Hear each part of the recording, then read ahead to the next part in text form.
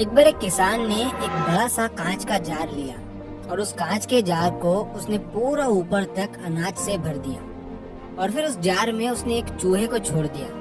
चूहा अब उस जार में गया तो उसे वहाँ पर बहुत सारा खाना दिखा। अब चूहे की तो लॉटरी लग गई थी। उसे कहीं जाने की जरूरत नहीं थी, कुछ मेहनत करने की जरूरत नहीं थी, क्योंकि उसके पास ढेर सारा खाना आ चुका था।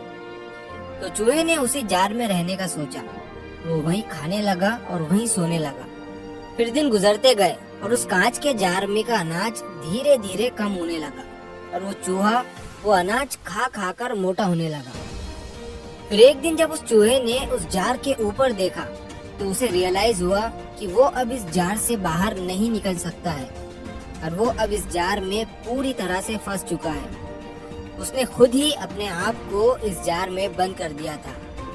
फिर कुछ दिनों के बाद उस जार में का पूरा अनाज खत्म हो गया और वो चूहा उसी जार में का अनाज खा खा कर इतना आलसी और लेजी हो चुका था कि अब वो उस जार के टॉप तक पहुंच भी नहीं सकता था। लेकिन जब तक उसे रियलाइज हुआ तब तक बहुत देर हो चुकी थी और वो चूहा उस जार के अंदर ही मर गया।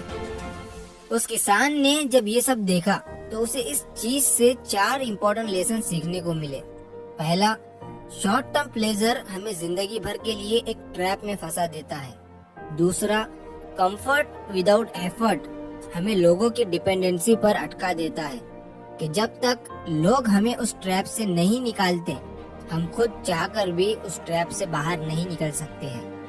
तीसरा, जब आप अपनी स्किल पर काम करना बंद कर देते हो तो आप अपनी आजादी को खो देते हो।